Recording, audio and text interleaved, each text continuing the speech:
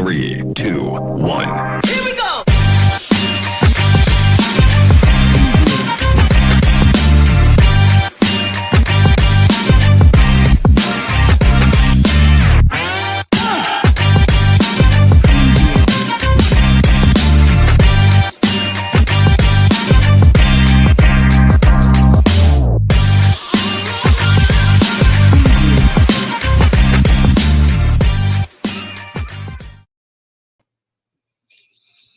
Welcome to the Dennis and Andy Show.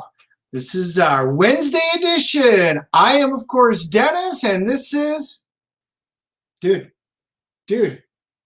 wake your ass up. It's your on. What the hell? Falling asleep. Man, so we went to Mod. Don't make fun of my blanket. Hello everyone. This is a Christmas present from my wife. It's my 15-pound weighted blanket. I appreciate it so much. I'm so tight right now. I'm like a burrito. Whoa, you can't say that. Why? Because that's cultural appropriation. You cannot use burrito. I'm like a crepe? No, that's France. Damn it. What are you? I'm snuggled up like a baby in my 15-pound weighted blanket. It is literally a 15-pound blanket, and it's like size just for one person, so it's 15 pounds. Oh, it's utterly ridiculous. It's so nice. So since we're recording the podcast later, we end up going to dinner before we record instead of after. So we went to Mod Pizza, and you're like, Mod Pizza? What the hell's a Mod Pizza? Mod Pizza, I told Dennis, because Dennis has never been there. There's one right by my house. Mod Pizza is the Subway of pizza, where you go in and they have one size pizza and two different thicknesses of crust, and the price doesn't change whether you get a cheese or you get everything. And it just goes right down the line like Subway, and they make it, put it in the oven. 10 minutes later, it comes out. It is so good. So I ate a full 11-inch thick cheese pizza, and to top it off, which always makes me tired, I had a beer. This baby didn't have a beer. Whoa. You had a Michelob Light. That is not a beer. If you can see through it, it is not a beer. My soda has more oomph than a Michelob Light. I believe it is beer because there's alcohol content. No. There you go. Chad says I'm like a Subway wrap. A Subway wrap.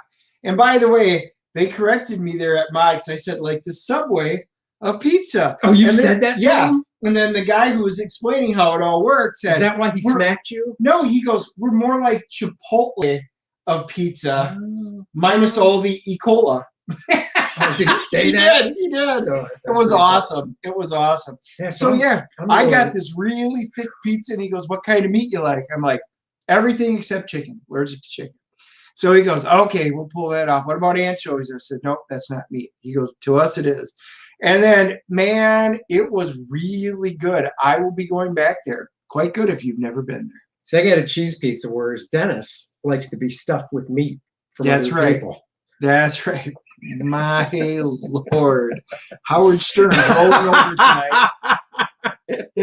How did you not see that one? I mean, come on. Before the show, you were like, give me some of your salty nuts. And I'm like, whoa. No. You mean the cashews over here? Chocolate. That are lightly salty? Salty. Oh, okay. Of course, now I'm going back to SNL. No, those are sweaty balls. Oh, yeah, that's right. They're sweaty. Sweaty balls. I like Not my chocolate sweaty balls. salty. All right. So let's start off. It's Wednesday. What did the boys get? Let's burn through what did the boys get, because we got a big show for you tonight. After what did the boys get, we're going to talk about Superman and Lois. We're going to review the Avengers Phoenix run. The Avengers Phoenix that I've been all storyline. excited to read. It's not over yet. It's got 2 more issues to go, but 4 are out. So Dennis finally started to read it. And then I read them too, so we can review that as well.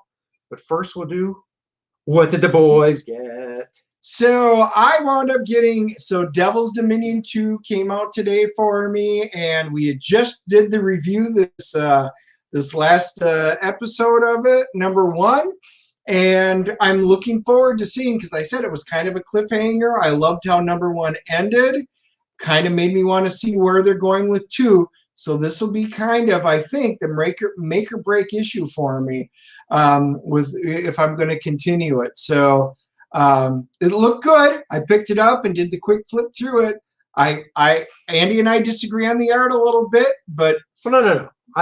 The guy that does the art, I actually realized I met this guy at a convention a few years back in New York. He was showing me his portfolio. And I actually liked his stuff, and we actually had him do a sample piece for something that never came to fruition. But the coloring, I don't think, does his art any justice. Yeah. Now, I think the cover is colored by somebody else. I don't mind the cover. The biggest beef I have with the cover is the readability of that logo. Other than that, story-wise, it really didn't do much for me. Maybe I'll read this one. I'll let you know if I think it's better. I'll make you read it, because Black Box, I don't know. I think they may have a good comic here, so I'm hoping. All right. New Mutants came out. Getting caught up with the New Mutants, so it's part of my X title. Nothing exciting there. This is an Andy book, Savage Dragon 257. I've got every issue. I've got the Zero issue. I've got the Wizard issue. I've got the first mini series. I've got, you name it, Savage Dragon. I got it. It's good old-fashioned Jack Kirby-esque Stan Lee type stuff by Eric Larson. So I'm always on board for this one, and glad he's still doing it. I'll be here until he's done. And I know when it's Savage Dragon week, because Andy makes sure he gets to a comic book store, come hell or high water, on that Wednesday. Oh, I'll be reading this as soon as our podcast is over. Yep. I'll be curled up with my weighted blanket. Seriously. On the couch downstairs in the house, because it's a little cool in the house. It's 75 in here, and I'm dying hot. here. I'm on the verge of sweating. It's like a sauna. Oh, this is one Dennis and I both got. Yep. X-Men, one of the few Marvel books I get monthly. It's Hickman. So, I mean, Yeah. His writing has been great. It's been a really solid book this entire time. Still part of the world building stuff. Good stuff. I mean, that's really the flagship in the X-Men universe right now. Yep. And Mahmoud Asrar is the new artist on it from here on out, I believe. And I love his work. So I'm looking forward to reading that. Dark Detective, another one of mine. It's the only Future State book that I got actually, I take it back. I got both issues of Justice League. I got one issue of Wonder Woman and then didn't get the second because I just didn't care enough. Dark Detective, though, I love Dan Moore's artwork, and I actually like the story in it. So, yeah, I got this too. Wolverine. That should be my last one. It was a really light week for me this week. Wolverine comes up. It's been a solid book. Yep, all the way around. So, yeah, that's it. Nothing super exciting, but yeah, interesting week. Light week. Yeah, very light week. So moving on to Avengers. Avengers. That's what I mean. Enter the Phoenix. Dun, dun, dun, dun. I'll let you take it away since like I said, I read these as well. I borrowed Dennis's and read them. But you can take it away and then we'll go through it. So whenever X-Men, the Phoenix stuff from the X-Men creeps up, you never know where they're going to go with it. If it winds up being a really interesting story, or are they just using the Phoenix as a tool? So I was very curious because Enter the Phoenix. Issue 39 is the first one that kicks it off, and it goes back and it starts dealing with a tale about 1 million years before all of the stuff that we're reading now in the comic books. So you're dealing with the Phoenix as this ancient entity, which we all know it is. I don't think they've ever given it a full time, like how long it's been around. Is it like along with the Elders of the Universe type of age and stuff? But you get the feeling that it's been around. It's a Phoenix. force. Right. Right. And So that- yeah. is it a force of the universe? I mean, we're almost assuming it is at this Right. point. So it goes up, and the story goes back and starts talking about how it comes and inhibits way back when, basically during the age of the caveman. And of course, it winds up picking a host. Who happens to be an attractive woman from that long ago. I didn't realize there were attractive women from that long ago. I know when you look at like the history of the theory of men, I mean, it looks like Jean Grey. It literally looks like Jean Grey, and the artwork in this issue was really good. And who did it? Dale Keown. Yes, Mr. Started, well, didn't get his start at Marvel, but Incredible Hulk from 30 some years ago. Awesome artist. Went on to Image. Did Pitt. Dale still very hot artist, very popular, but he doesn't draw that much. So when he does something, it's an event. And I mean, look, he did a really great job on this book, but I just wish there was more to it from the standpoint of recognizable heroes and stuff, because that's what I want to see Dale draw. I don't want to see Dale draw this hot chick from a million some years ago. That still boggles my mind. right. Because people weren't hot a million years ago. Humans, whatever, they just, I mean, whatever. I think they got a hold of Dale and they said, hey, what we need to do is you need to draw somebody who looks like Jean Grey, and we'll make her really hot at the end, because she's having a conversation with Odin, because Odin's doing his stuff. And, and she's like, Odin, you can call me Phoenix. We're putting together a team to save the world from itself. People like you and I, are you in? And you're like, well, this is really interesting where this is going. And then, okay, that's the end of the issue. I love the final panel. I mean, I would own this piece of art. I mean, again, I'm a Jean Grey fan. I'm already caught. I love this. But I'm thinking that they said you need to make it look like Jean Grey and this hot, really chick from a million years ago. The other thing they did in this book too is they introduced mutants, basically. Yeah, because the Phoenix Force came and took over and altered. Right, altered these people. But if it alters them then, wouldn't that then mean that that line just keeps moving up with altered beings? Or what? She alters these people and it's just dormant until 63 with the first X-Men. I mean, that's just weird. Right. After all of this in the history, and I mean, this is what we were waiting to kind of find out, is this the first person that it gets changed where the X gene winds up becoming a mutated X gene and they get it? And then therefore, does that mean it goes down until eventually people start picking them up in the 1960s? Or in Marvel's case, remember, they kind of retrofitted Neymar to say he was the first mutant. They even did a thing, Neymar, the first mutant. Right. Well, they're kind of retconning this all the way back, because now, is she a mutant, or was she just altered, or was this the start of the future alterations? We don't know. It's not really explained in it. And moving on. Yeah. To the first actual issue, part 1, Enter the Phoenix, which is basically like, and I'm stealing this from Dennis, because I asked him, after he read it, thoughts, and he's like, I don't want to tell you, but it's kind of like Contest of the Champions with the Phoenix Force. And, he was right. The Phoenix Force, kind of like on the cover shows, inhabits different characters and pits them against each other. Right. In which they've done before. So if you remember, just a few years ago, they did AVX, and it was Avengers versus X-Men, and it was fighting, and then you had the people with the Phoenix. But the reason it reminded me of Contest of Champions is, if you think about it, that was the first miniseries, I believe, that Marvel ever did. Yeah.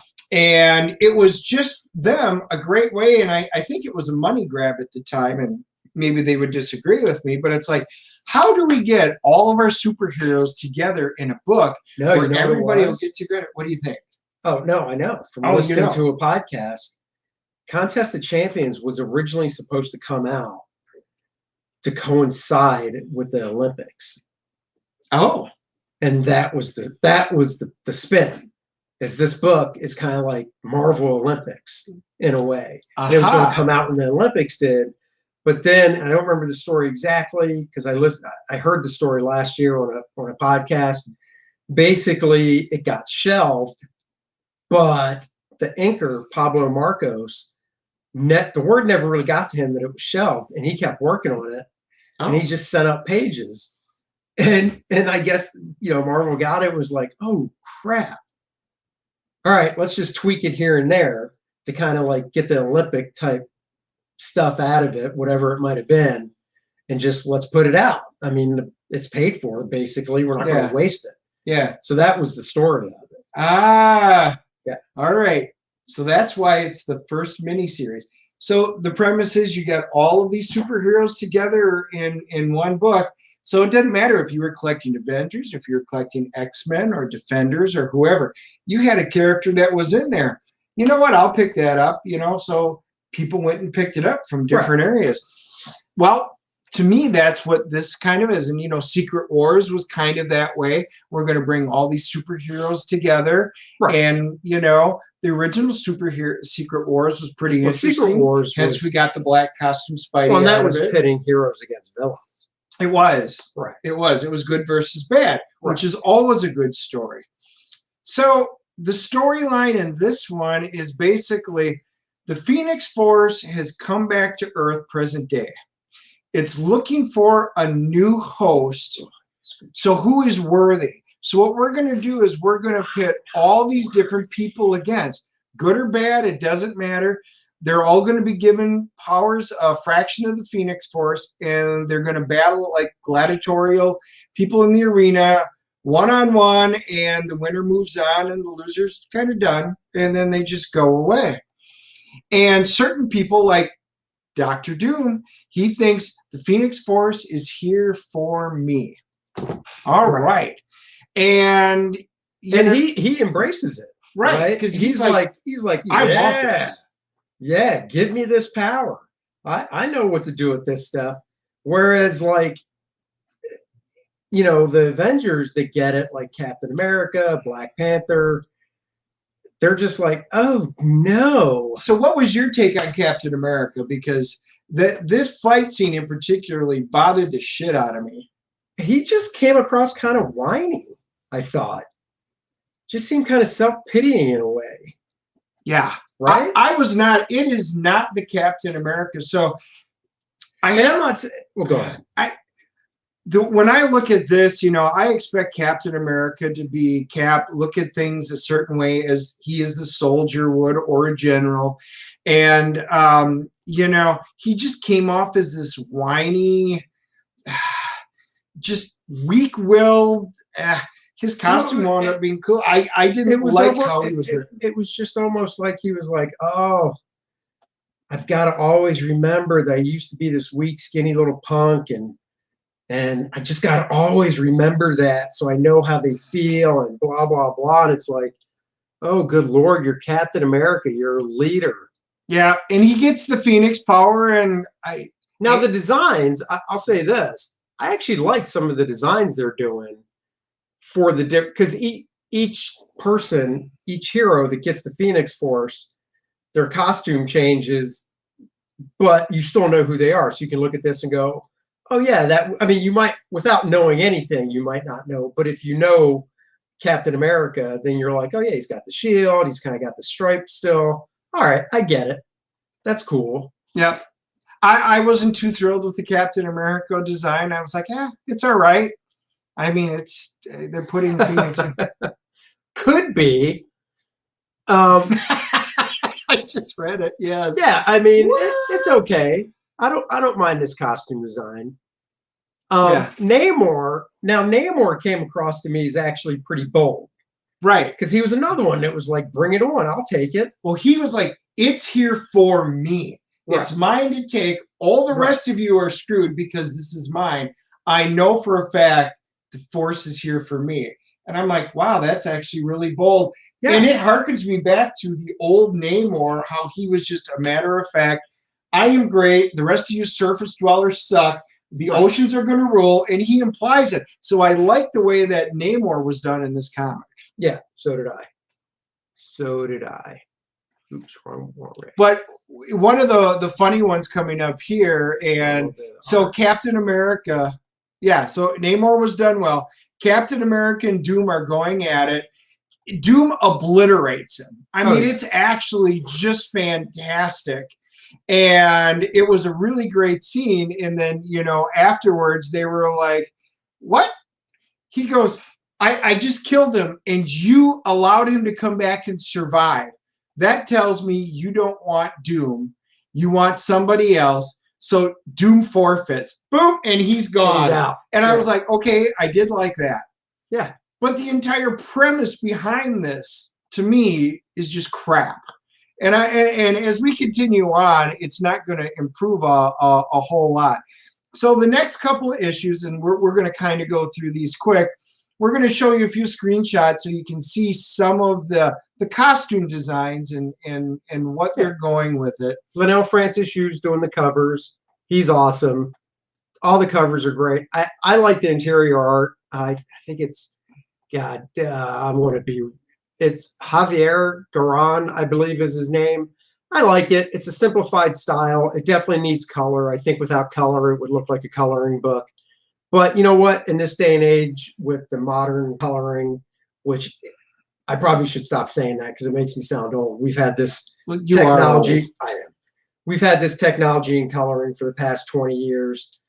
So, you know, when I came up, the last thing you wanted was somebody to look at your black and white art and think coloring book, because, you know, it was like, well, you're not doing your job. You're supposed to, you know, show light and shadow and stuff in the black and white art. But with how great coloring can be these days, and with the colors out there that are so good, like the one that colors this book, I think it's David Curiel,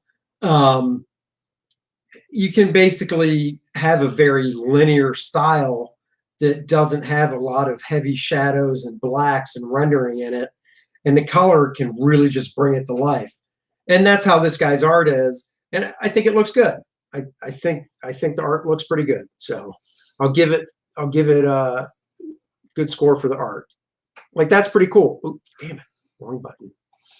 So this was a battle between Luke Cage and Man-Thing. Yeah. And you know, it was Luke Cage. Yeah. No, it's Black Panther. Oh, was that Black Panther? Yeah, look. Oh, I thought it was the Luke Cage one. No, oh yeah, no, you're right. You're right. It's T'Challa. Yeah, it's T'Challa and Man-Thing. And, you know, this is pretty cool. You know, he's bouncing all over the place. You know, beating up giant-sized Man-Thing. It's all right. Again, the story. Now, I'm a Jason Aaron fan in terms of I like a lot of the stuff that he's done. Real quick, you're right. Curiel is an awesome colorist. I always like to shout out the comments. You're right. He is. The dude's fantastic. These colors are just, they're vibrant. They're vibrant. Yep. You know, they pop. He does great effects. He works really well on this guy's art. So anyhow, sorry. No, that's fine. Yeah, just shout out because I'm not always looking up at that. You know, and we just want to show a couple of them. There's Luke Cage. This is Luke Cage. That was my bad. Luke Cage goes to Kunlun. Yeah. Yep.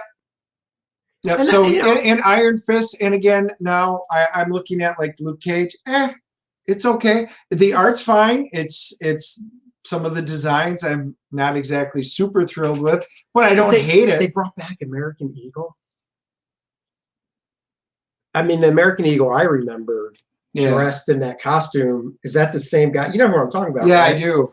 Yeah, that's not the same one. The American Eagle for the Apache. Yeah, they had the blue costume with the eagle crest on his chest. That's not the same guy, though. I don't know because I haven't read American Eagle. You know, like I said, I like the guy's art. I like his page layouts and stuff. Visually, I like the book, but story-wise, I'm just like, I don't understand the point of this battle of the Phoenix Force giving a part of itself to the different characters to fight it out to see who wins, and then there's going to be an ultimate champion that at that point is going to have the full Phoenix Force. And why does the Phoenix have to come back to Earth of all places in order to find a host? Right. You know, and again, especially after the AVX stuff, but we'll go to the next panel so we can take a look at just some of the other art that's going through, because literally there's no real story behind this. We go from one battle to another. So all we can do is take a look at, you know,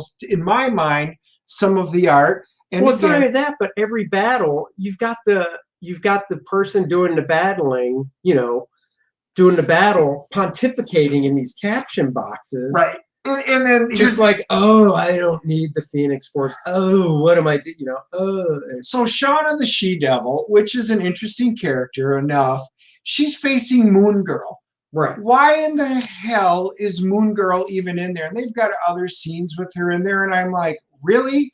Out of all the people that you're going to bring that would be worthy, it just doesn't make a whole lot of sense to me. Right. I mean, it's just like, all we want to do is try and gather people from different age groups and different backgrounds and make this a really diverse group of people that are just going to battle each other so that everybody buys this book, and eventually we're going to have some winner. Maybe there's going to be a twist or two in the end. But I'm like, seriously, it's like Secret Wars, Contest of Champions, you know, AVX kind of stuff. They're using, in my mind, the Phoenix Force as a backdrop reason just to bring characters together to get them to fight. Right. Now, again, you got Hyperion and Shang-Chi, Master of Kung Fu. Again, I like the art, but Hyperion, I mean, again, he's like, oh, I'm Hyperion. I should be able to crush everybody, and it's mine to control, and oh no, what's going to happen? And Shang-Chi's just sitting there going, oh yeah. Chad says, good idea with poor execution. Yeah, I mean, I would just bring in A-list characters for this. I mean, Shang-Chi's fine. They got to pimp him. Movies going to be coming out soon. Hyperion's fine, but Moon Girl? Yeah. What the? And then you find out that, well, the Force of Phoenix comes and talks to T'Challa, and you know, and she's like this manifestation. You're the one we really want. Right. Right. What? Why are you telling us that now? Because now, as the reader, you've put into our mind, all right, so this whole thing revolves around T'Challa. So all the rest of this is just effing background noise. Yeah, it's nothing. It's meaningless. Unless they do a twist where he's not, which is probably what they're going to do. It won't be him. It could be, or he refuses it and they have to pick another one. I can't see anybody actually accepting it. Because who wants that kind of power that's a good person? Right. Especially full well knowing what the Phoenix does to a person, what it did to Jean Grey. That's why the Shi'ar Empire made sure that she has to die. She can't have it. Right. Oh, yeah. So then Black Panthers in the Florida Everglades, the Nexus. Oh, yeah. Of all realities. Here's another one that drove me off the wall on this. Nighthawk. Given the militant nationalist path your Squadron Supreme of America has been on, I suppose this confrontation was inevitable. So once again, Marvel has decided, because it's Squadron Supreme of America, right? Always, if it has to do with America, they're militant, they're nationalists, they're fascists. Seriously, Marvel, stop with the shit. We want to read our heroes for the good of our country. But it's always, and they always pick somebody like Squadron Supreme or some lower tier person that's going to have the mantle of the bad guy, and we're all going to be fascists, or we're all going to be whatever. And that's who we're going to go, full well knowing that they're going to get their asses kicked by whoever they're fighting. Right. Seriously. Crap writing. This is 42. This is the most recent one that came out. 43 should be any day. Once again, another nice cover. Linnell Francis Yu. You just can't go wrong with them. And we get into the insides. Who's this cat? I'm trying to remember. That's Neymar. Oh, yeah, it's Neymar. I mean, that's kind of a cool design for Neymar. Like I said, I thought the designs were cool overall. This is drawn by a different artist. This one, let me go back to the cover, see if I can remember this dude's first name. So Jason Aaron's the writer, David Curiel's the colorist. Is it Carlos? I can't remember his first name. Obviously, his last name is Maresca. You know, the art's serviceable. Oops, wrong way. Go down. I think the art's serviceable. You know, it's in line with the previous artist. So, you know, it isn't like a big departure. It's right, exactly. If you can't have one artist draw the whole story arc, and this is only 6 issues, so I got to say it's poor planning on editorial that this wasn't done with enough time to where one artist could draw 6, so there's not a skip from one issue to the next. Now, this artist's work is very in line with the previous artist, so it's not a huge departure. So I give him credit for that, because I've seen sometimes I've seen storylines where they'll get a different artist in there and it's just 180 degree and you're like, what the hell? And it can pull you right out of the story. It just pulls you right out of the story. So at least that's not. Yeah, there's consistency. Yeah. And then this is Shang-Chi, right? Yep. Yep. Oops. And again, I thought that was a decent piece of art. I like the colors and stuff on it. Again, I'm not thrilled with his particular outfit, but like I said, it's not the end of the world for me. He's coming back at Cap. Cap already had his time, I thought. Well, it's like a gladiatorial ring. So think of it like the football playoffs. Winners, they move on to the next round, until eventually you get your Super Bowl. So eventually it'll come down to Cap and Black Panther. Right. This is a particular panel, which I know it's really made its way around. We've talked about it as a separate issue, issue going into it. How you took an absolutely incredible character like She-Hulk, and she took steroids. She did. She lost all of her femininity. Right. And when you're a dude on roids, your balls shrivel up. When you're a chick on roids, you lose all your femininity. She-Hulk's juicing it.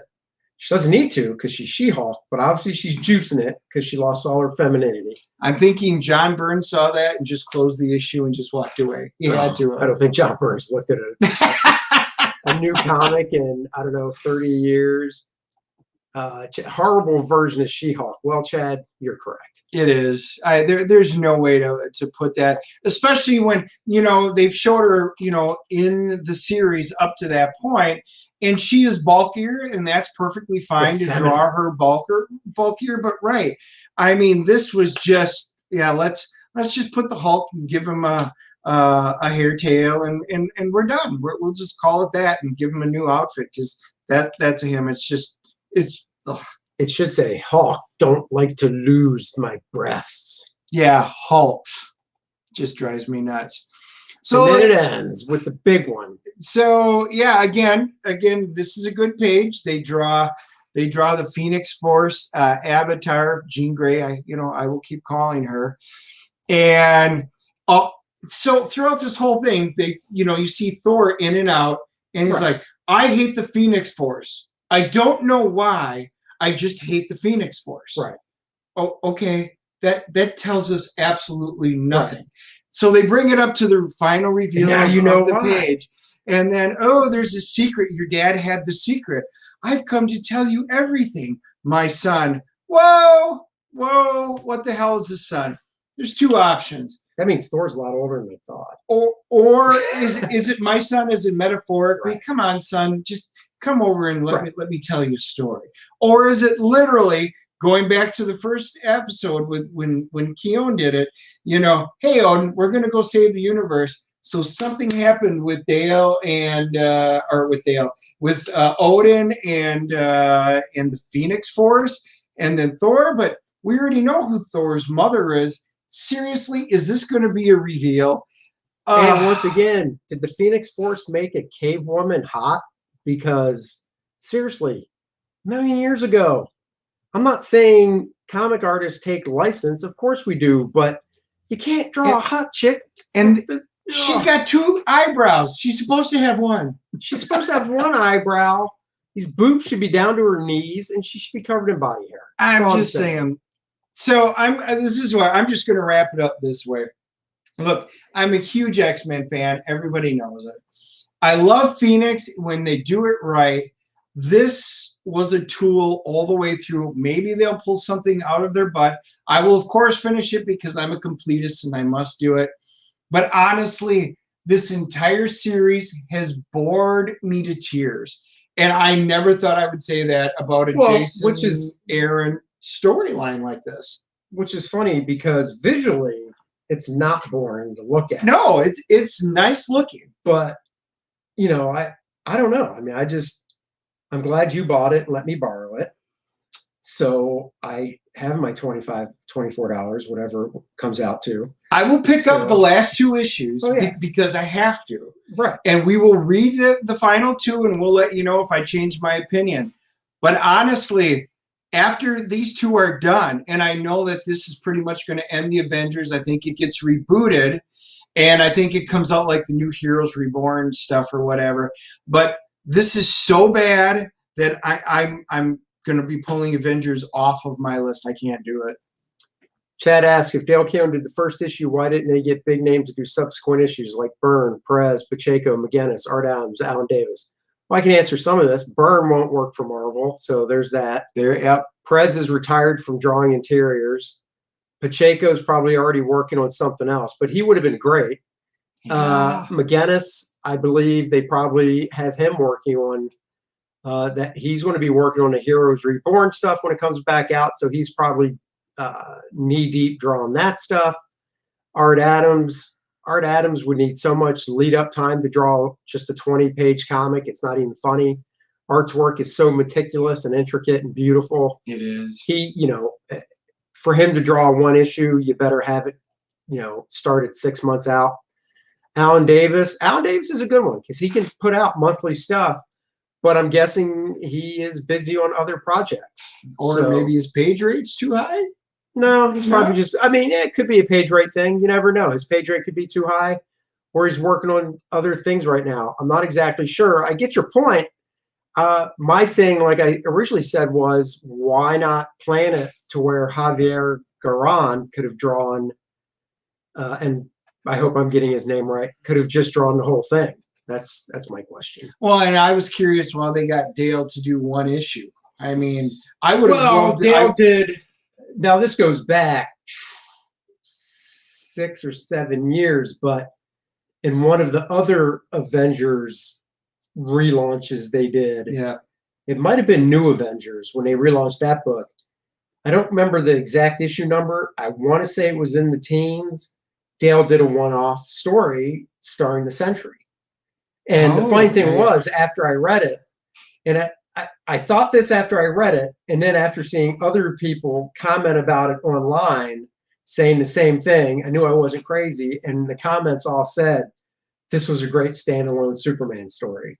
Because the Sentry's kind of like Superman. He is. He's Marvel Superman. Right. And it was a standalone story. I want to say it was written by Peter David. Could be wrong. But it was a standalone story drawn by, Dale Keown, starring the Sentry. 2 team-ups I love. I love the Sentry, and I love Dale Keown's art, so I bought it, and I thought it was a great Superman story. Yep. So. Yeah, and I do. I always kind of liked the Sentry when they brought him out. Oh, Chad, you funny fellow. Dale do all of them. Dale needs just as much lead-up time probably as Art Adams to draw a book. So, I love Dale's work, but he's not the fastest guy around either. And they just, if this was something where they said,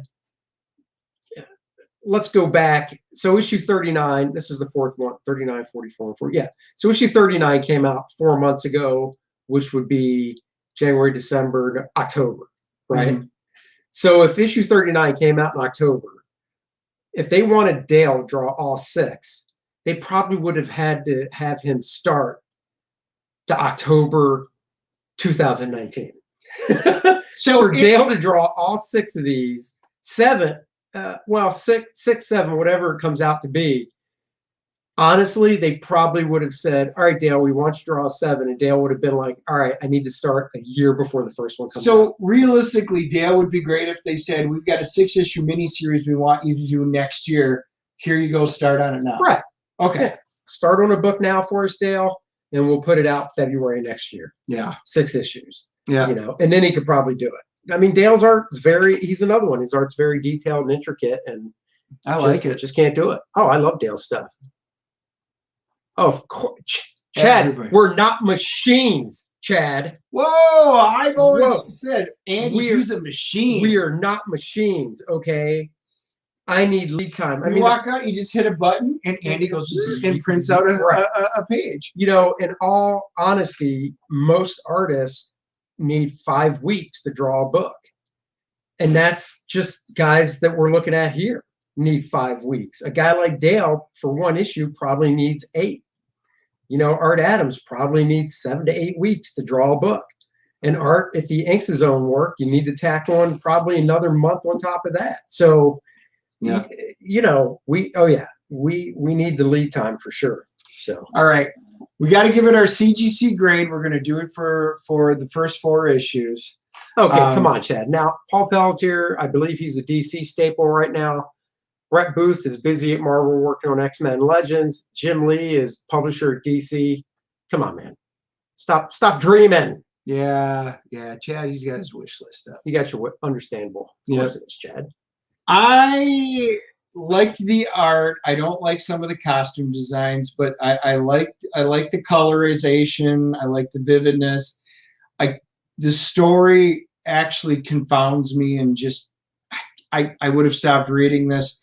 I'm giving this a 4.0 because honestly, if it wasn't for the art, I would almost have to quit it already. Oh, we actually differ. I'll go 5.0 because of the art. And because I'll buy stuff and suffer through stuff I don't necessarily like story-wise because I like art. I'd go 5.0 on it. You know, when it's all said and done, if you haven't bought it yet, but you still want to read it, wait for the trade. It'll be cheaper, at least when it's all collected. You'll save a few bucks. If you want to save even more, wait till these are in the dollar bin. Wait till it's in a dollar bin.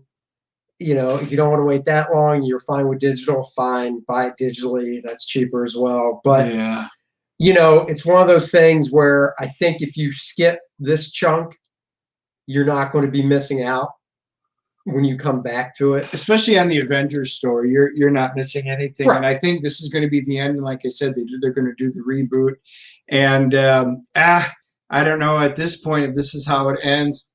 I don't need to worry about the reboot. I'll find something else. There's a lot of good comics out right now. Well, that's the funny thing. Like, you know, I'm a broken record with the reboot stuff.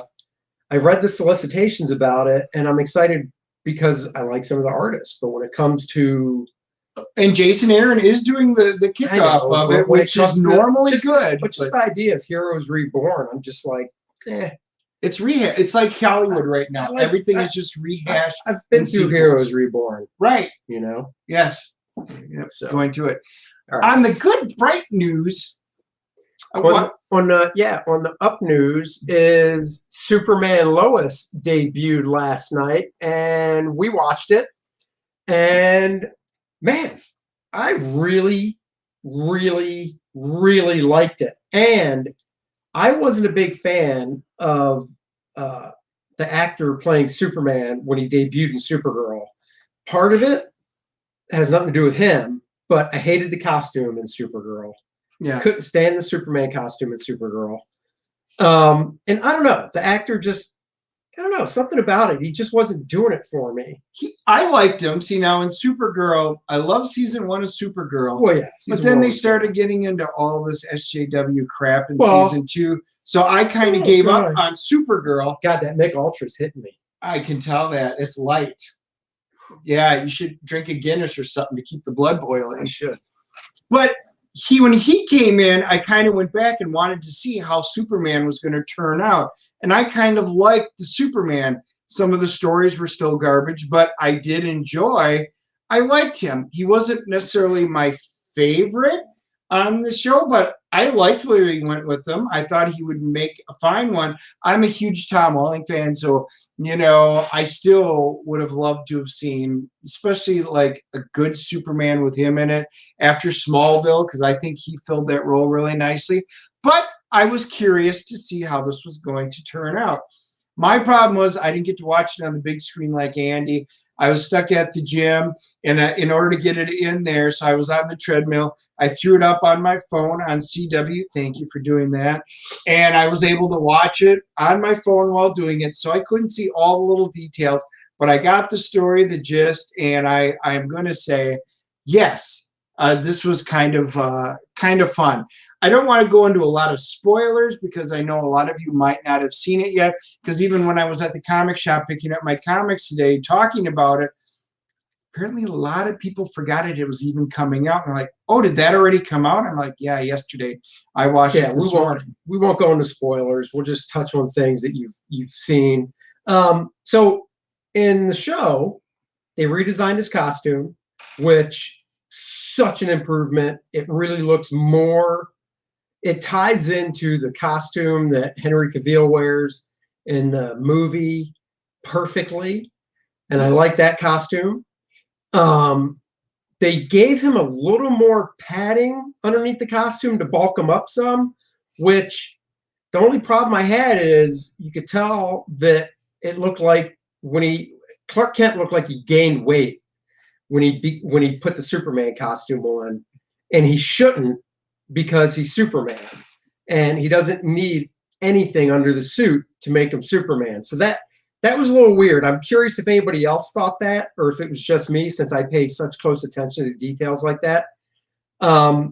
Did you get that feeling at all? Or no? A little bit, but and I thought, well, maybe, when Clark takes his glasses off, and instead of just saying, oh wow, that's Superman, his glasses are off, maybe he bulks up a little bit. Maybe that's what they were going with. So it's another way to fool it. And I kind of harken back to like the old Starman from like the 88, 89 relaunch, where he could change his face and look a little bit. So maybe that's kind of what they were doing, where he takes off the glasses and he bulks up a little bit. So maybe you won't think it. Otherwise, it's the Jimmy Kimmel skit where he just takes off the glasses. Right. Oh, you're Clark Kent. Well, the thing is, I know what you're saying, and the best artist to pull it off, I think, in comics was Frank Quietly, when him and Grant Morrison did All-Star Superman. And Frank drew Clark. Every time he drew Clark, he drew him hunched over, a definite hunch curved to his back. His head was down, his shoulders were sloped forward. And when he drew Superman, he stood up straight, shoulders back, perfect posture. So you saw it. And Christopher Reeve even did that in the Superman movie. Yes. So I think that maybe the actor and director should have went that route when Tyler's playing Clark, to the point of saying, look, when you're playing Clark, don't stand up straight, roll your shoulders forward, hunch over some. Yeah. His dialogue was great. His dialogue was great. I like the woman that plays Lois. She's from the TV show Grimm that was on NBC. I think she's good casting. In this shot on screen, we're showing the two sons, because Superman, Clark and Lois, Superman, Lois, whatever, have twin boys. This is where it differs. This is the part where the part that I enjoyed is they start off with a montage. I like the tip of the hat to the original Siegel and Schuster costume. God, that was one of my favorite scenes, because one, yes, you could tell it was cloth. Yes. Not that new material, which still looks good. My mom did this. My mom did it, but I just loved that they used the Golden Age. It was Golden Age. They tweaked it some, but it was the Golden Age S symbol that had the little yellow band around it with the red. Yep. And he had the red tights that were a little baggy too. Right. I thought that was cool. It literally was his mom who had made that suit for him. So I thought that was so freaking cool. Yes. And the other part that I thought was good from that was the kid was sitting down there. Green PT Cruiser comes falling off the bridge and is going to smash him. He grabs saves the kid with the PT Cruiser, which is it's the recreation, the homage kickback to Action Comics #1, because it's the green car, and he puts it down. I was like, oh my God, that is a perfect homage with him in the Golden Age. That was fabulous. Just absolutely a fantastic nod to all fans. All-Star Superman did a great job making Clark. Yeah, he did. I love that series. Yeah, I agree. The thing that this made me feel like is, with all the different, the Lois and Clark, all the different types of Superman shows, this makes it feel to me, there's the Elseworld series, right? Which a lot of us really like, a lot of the Batman, Wonder Woman, Superman, Elseworlds, stuff like that, Red Sun.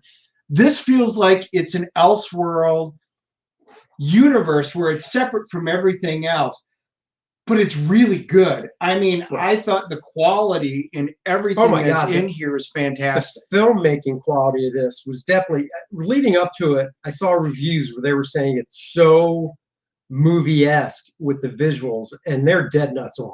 It is so movie-esque. And here's one thing I like about the costume. The S is not, like in the movie, the S is a separate thing.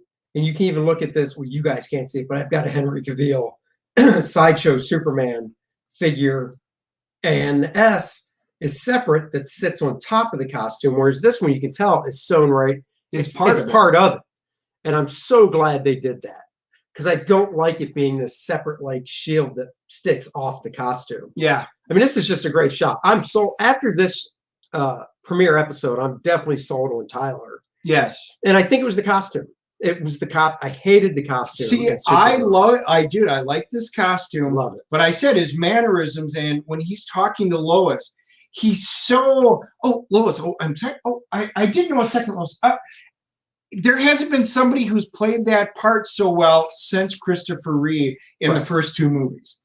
Right. Seriously, I mean, he nailed this. So the acting is fantastic. One of the other things that I really like, and they bring in current modern day stuff into the Superman lore. So it's all about Lois and Clark they left Smallville. They've been living in Metropolis. Right. Now we won't explain why, but they wind up coming back to Smallville for a while. And it's big city life versus small town rural USA, which are two completely different problems. And they talk about the problems and how they have an impact on their life, which includes the two boys. So they've got twins. And there's so much Superman lore in this from all the different reboots and all the different versions.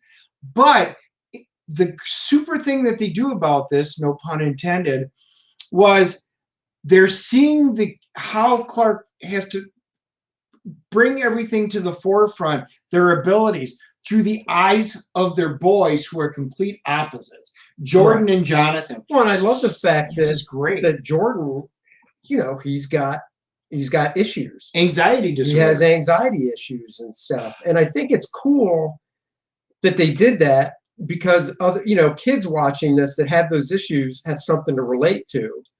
I mean, I relate to Superman for obvious reasons. Yeah, I used to have hair, and he has hair. Right. I mean, we wear glasses. Well, I thought you meant you relate to Lex Luthor. No, I relate to Superman. All the bald versions. We wear glasses. But from Superman and Clark's character in this, I like what they're doing with them having the teenage boys, because now he has to figure out that balance, and he's it just adds another layer of Clark now being a father. Right. And I think that's going to be cool to explore. And you have Lois's dad, General Lane. Oh, he's great. I love the actor playing him. He's from Nip Tuck. I can't remember the actor's name, but he's awesome. And he's all about, look, this is BS. You're Superman, first and foremost. That's your job. What the hell? But Clark's going to basically come out like, no, man, this is, I've got a family. Of course, I'll be there, but I've got to have this balance. So the general this is the best line in the entire movie, which to me, the episode, which sums up the entire series.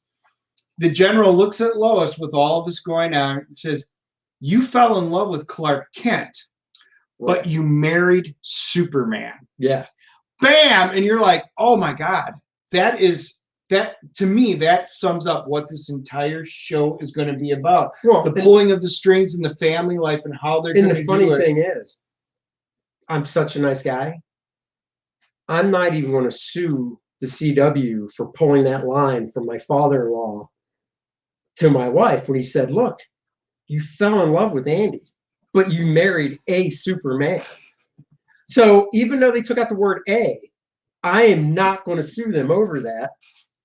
You guys can have it. I don't know how you got a hold of my wedding video to riff that line, because that's 25 years old. I'll give you that one, CW. I think you lose that lawsuit. So just bring me on set for a day. They wind up going back to Smallville, and it's really good, all the interactions that they have. But there's one part in there that really struck me as fancy, and I don't know if you picked up on it. Fancy. I picked up on my fancy. So they always talk about in DC Comics the Trinity. You know, Batman is always the detective. Right. Wonder Woman is always the soldier. Right? So she's basically thought of as the soldier. Sometimes not always, but most of the time the soldier. Superman is always the fireman. All right? So that's how the Trinity always works down. So you always look at Superman as the fireman. Well, it's interesting when they get back, they run into a character whose name's Kyle, who's been living there, who's actually the fireman. And the comments that he makes towards Clark, because they're on differing viewpoints and stuff, I mean, it's great because it's almost like Clark's looking at in a mirror and seeing this other guy being the fireman saying things. And I'm like, oh, don't know if I'm assuming they intended this. I don't know. I mean, it could be me reading into it. But I really thought he's Lana's husband. Yes. Yeah. And I like the casting for Lana Lang too. Yes. I do wish she was a redhead though, like from the comics. Yeah. You know, that because I think she's more like Keurig from Smallville. I think it would have tagged her a little better when she first comes on screen, because if you saw her come on screen with that reddish blonde hair and then you hear Lana, you're definitely like, oh my God, that's Lana. And you might, if you know Superman lore, you know it before she even did. Yeah. So, you know, I mean, to me, things like that are so easy to do because it's like, look, hair dye, or look, fine, you don't want to color your hair, great, here, just wear a wig. You know what I mean? They turned Jessica Alba into Mrs. Fantastic, yeah, exactly, and who's totally supposed to have blue eyes. Totally. Just saying. Yeah, that's true. So. That's true. On the final note, there's some really cool fight scene at the end. We don't even want to talk about who it is. Nope. And there's a really cool cliffhanger because this makes me once again, is it going to be, is this like an Elseworld, or is there something more going on? It's in the Arrowverse. Right. So it's not really an Elseworld. Is it? Yeah. Is it officially in the Arrowverse? Yes. Okay. You didn't, there was a half-hour show after it ended last night on TV. I'm sure it's on the app called, you know, the making of Superman and Lois, something like that. And the producers, you know, talked about it being in, you know, the Arrowverse. Okay, good. So, I wasn't aware of that because I did not get to see that, obviously, with my time constraints. Remember last year or 2 years ago when they did the Crisis on Infinite Earths? Right. And basically everything merged. Yes. So everything merged. Okay. So all right. We'll find out. So I'm on our CGC scale. Oh, I go 8.5. Yeah, and I'm going to go a 9.0. I thoroughly enjoyed this. Now, I am going to rewatch it on the big screen at some point because I really do. The special effects looked great, but again, I'm viewing it on this. So can't wait to see it on the big screen. But this is a great show. We don't want to spoil anything. Recommend highly everybody go and watch it. And because just like we do for WandaVision on Fridays, we will have to be doing some updates. Stuff, yeah, because this is real good. All right, guys. So we're going to tease out Friday. Friday's show is Grease, the movie, going to be canceled. We'll talk about it on Friday. The highlight is misogynist, sexist, and a bit rapey. Calls for the iconic movie Grease to be banned. Oh no, not Grease. That's my wife's favorite. Yes. And we'll be talking WandaVision on Friday. And we got 2 comic reviews. Both of them 2 comic reviews, and we'll talk about Invincible. The cartoon just dropped the full 2-minute trailer. We'll talk about that Friday as well.